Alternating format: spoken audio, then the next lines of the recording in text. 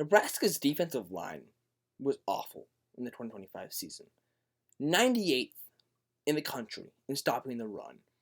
And it was also terrible in getting to the quarterback. It had about 20 sacks or so, give or take, which is absolutely terrible.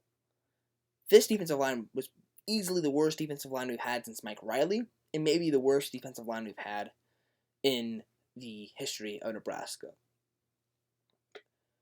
So, Terry Bradden got the sack, along with our defensive coordinator, John Butler. Now, we also got Rob Orich, who I'll make a video about him later, but today I wanted to evaluate Corey Brown. Is he the right hire for Nebraska?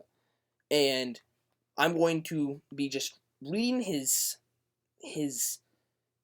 bio on this website, and I'm going to, at the end, give you guys my opinion, and we will then go on from there.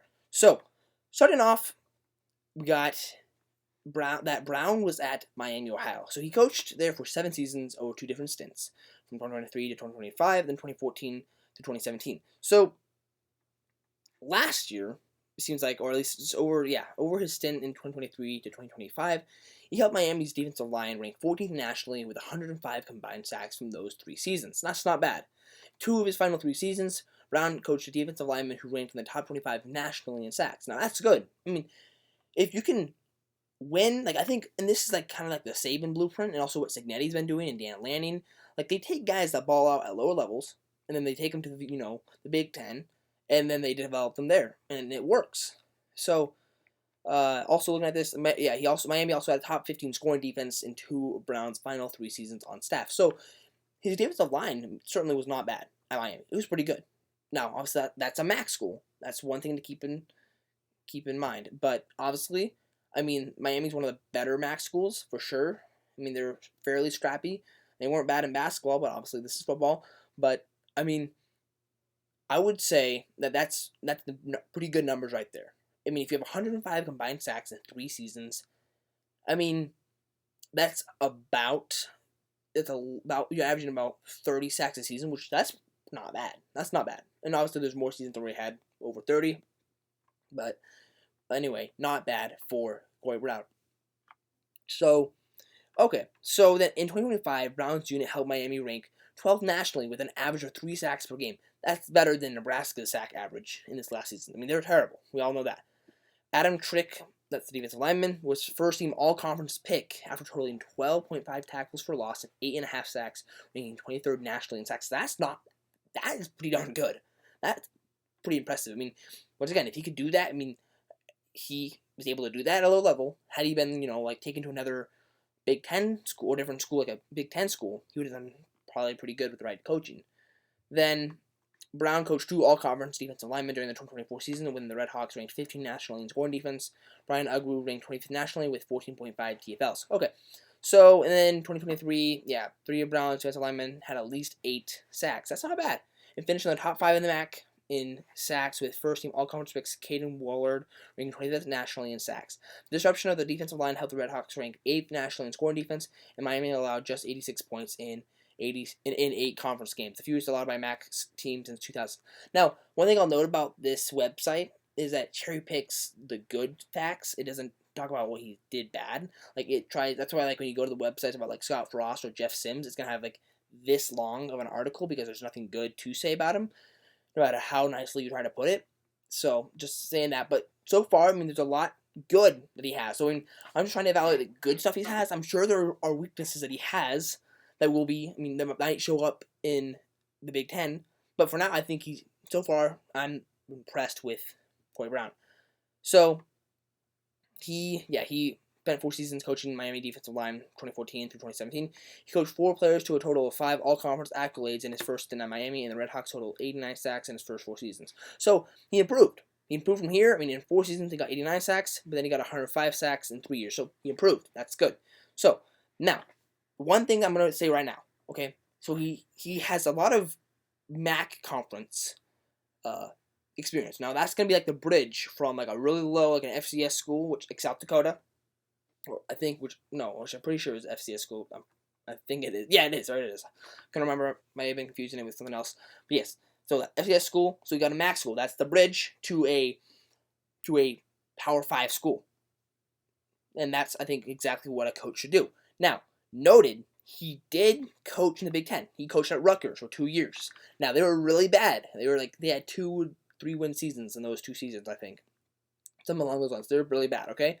But, nevertheless, he gained experience in the Big Ten. Now, Big Ten is even harder than it was in 2018 and 2019, but still, I mean, it was challenging.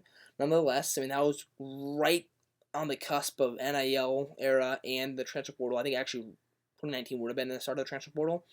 So then he had this defensive lineman, Will Previllon, earn honorable mention, all Big Ten honors, and was named the Scarlet Knights defensive MVP in 2019. So he was at least able to develop one defensive lineman in 2 years. So that's not bad.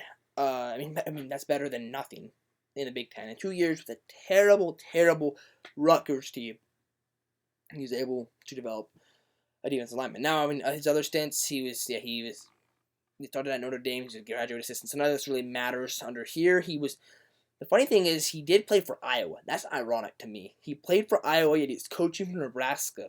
That to me is kind of ironic. But that was a long time ago. Of course, he would have been on the Iowa team that got completely demolished by Frank Solich. That's just a random fact. But I'm always glad to point out when Nebraska thumps Iowa because I do not like Iowa. So that's kind of the gist of his resume.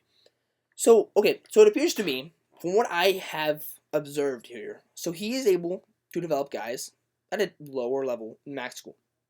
So, that's good. He's able to have a good defensive line at the lower levels, and he's had plenty of experience, and that's great. Here's the question, though, and this is the caveat. Can he translate that to the Big Ten? Now, he was at Rutgers for 2 years, and he had one good lineman, at least that's on here. Maybe he had others that just aren't on here. Can he do that with what we've got? I mean, remember, our defensive line is terrible last year. I mean, we've lost Elijah Judy. He's our starting nose tackle, and he wasn't that great anyway. He only had 1 sack on the season. Really didn't do a whole lot.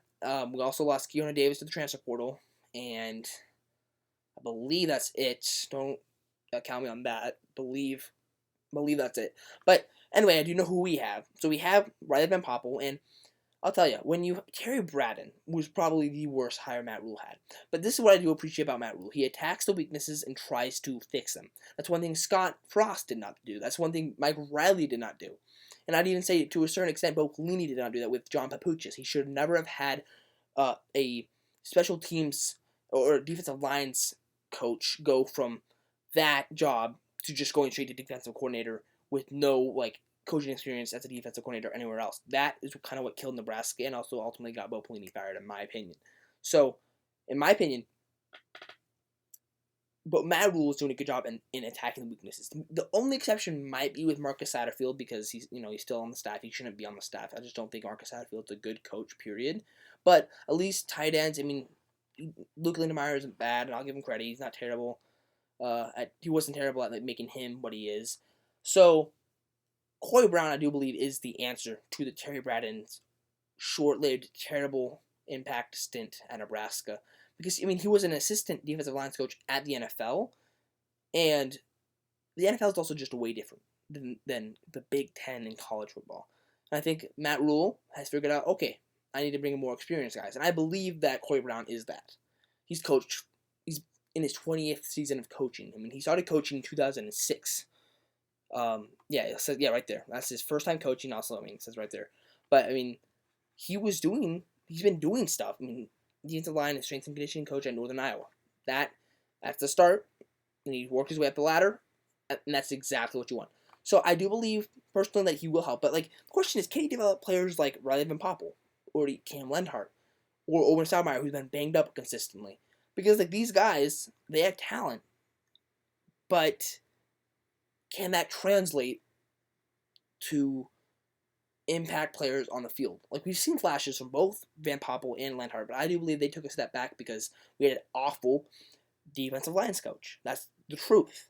So, I'm hoping that those players can be developed because, I think the biggest jump that linemen do tend to make that I've noticed is between their sophomore and junior year. And that's just what I've noticed. Like, Ty Robinson was not good until his junior year, in my opinion. Nash Shotmaker, he was pretty good most of the time, but he wasn't as good until his junior year. So, I also think that those guys are just young, and they just need to get another year to get stronger, and that will happen. So, hopefully, Van Poppel can get better, and, you know, Cam Lenhart, also Williams Winery, I'm hoping he can improve. Cade Petchock, I mean, he was good. He did good in the season. He had good flashes here and there, but can he be more consistent? And then also, I mean, Jasier Whittington, I mean, he's undersized, but he's good. I mean, he had some good, like, he was a pretty good pass disruptor. He's able to get to the quarterback, and that's what we need. If he can be consistent, hopefully that'll be the case in this fall ball, then that's good news for the Huskers. So you can't just have one player be good. You do need a good defensive line. But in my opinion, I do believe, my prediction is that our defensive line, if it was here last year, if you can see that, yeah, you can see it right. So if it was here last year, I'm hoping it could be like right here. Like if it can just be better. Because it can't be worse. It won't be worse, excuse me. But it should be better. And we're hoping that Nebraska can have just a better defensive line. And I do believe Corey Brown is the right guy. Because, I mean, look at what Matt Rhule has done. He's realized, okay, I need to actually hire guys with a good resume behind them. I mean, he had Donovan Rhule, and he was not a proven, experienced offensive line coach. That translated on the field. He's gone. John Butler, who had not coached as a defensive coordinator since Penn State in 2013, and they weren't, 2013, and they were at 7-6 Penn State team. They weren't good. Gone. Terry Braden, he's assistant defensive lines coach. Gone. That 20-year-old dude that was coaching the wide receivers. Gone. Right? Marcus Satterfield, he was an offensive coordinator. Did fine at the smaller conferences, but he's terrible in Big Ten. Demoted. Ed Foley, special teams coordinator. Absolute joke. More like special ed teams instead of special teams. Gone. So, Matt Rhule, he's fixed his errors for the most part. He's finally hiring guys that are actually experienced and have a proven track record. Jeep Wade. Also, I mean, Corey Brown. I mean, also, I think Dana Holgerson, I think it's just our offensive line was so bad that kind of hid the true offense that we really were expecting, like the true Dana Holgerson offense, like at Oklahoma State. But the only questionable hire that I have going into this season is Brett Maher. I wish he had kept Mike Eckler. Tried to offer him a little more just because he was a good special teams coordinator. And honestly, I think if our special teams was half bad, if it was as it was in 2023, I want to say, it would have been, I think, even worse because our special teams really helped us a lot in games like Maryland, Michigan State, Northwestern. And I mean, that's 3 of our 4 conference wins right there. I mean, yeah. So I think Maher, though, I mean, he does know the system, and I think if there's any position that you'd want like a first time coach to coach, it would be special teams. It's important, but it has the least impact in a game. It does impact. Don't get me wrong. Don't remind me of the losses to Iowa where we lost because we missed a field goal or had a terrible muff punt, right?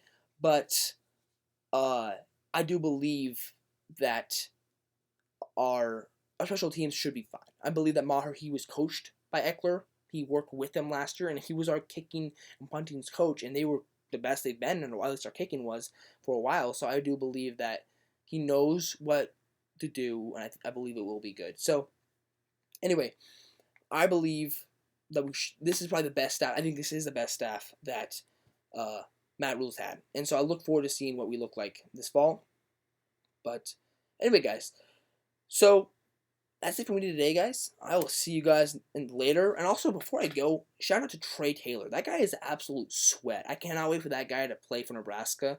We're lucky, well, not lucky, but very thankful that he is committed to Nebraska. Like, he is like sold out to Nebraska. So sold out and so committed that he transferred to Millard South. And I mean, he's good too. Like, oh gosh, in Elite 11, man, he was good. I think if we are decent when he comes to Nebraska, I bet he will